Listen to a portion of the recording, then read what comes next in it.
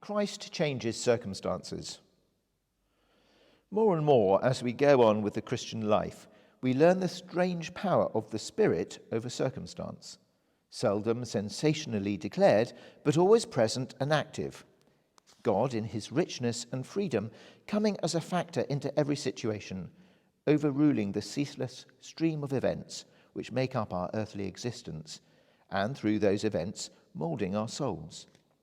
The radiation of his love penetrates, modifies, quickens our lives. This general action of the power of God in life is what we rather vaguely call providence.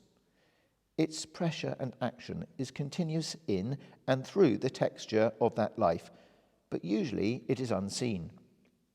It conditions our whole career from birth to death, just as the invisible lines of force within a magnetic field condition all the tiny iron filings scattered on it.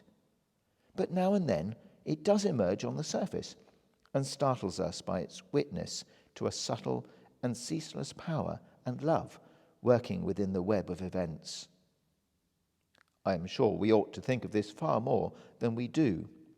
When instances of its action are collected, as in The Holy and Living God by M.D.R. Willink, we are astonished at their impressiveness.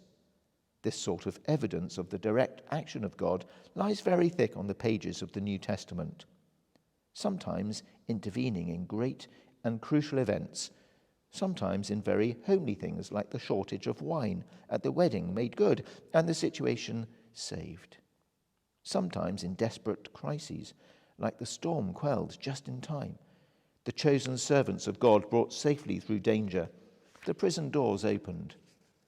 The power of God unto salvation, says St. Paul, not the power of God under comfort, is the essence of the gospel, a personal energy, a never-ceasing presence that intervenes and overrules events. I don't know why we think this strange. It is just our dull, unimaginative stuffiness. Even on our tiny human scale, we feel that the perfect master of a great industry is one who organizes the whole in the interest of good and profitable work and of the well-being of the workers, who gives his subordinates a relative freedom and lets the factory run on ordained lines without too much interference in details. Yet he is always accessible to the personal troubles and desires of his workers, overrides roles where necessary, and is interested in every detail down to the factory cat. Even one human creature can do that without surprising us.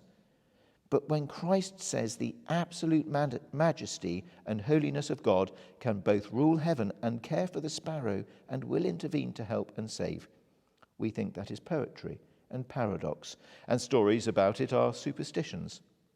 We are too stupid and too narrow in our notions to conceive the energy of the unmeasurable holy entering into our world, changing and modifying circumstance.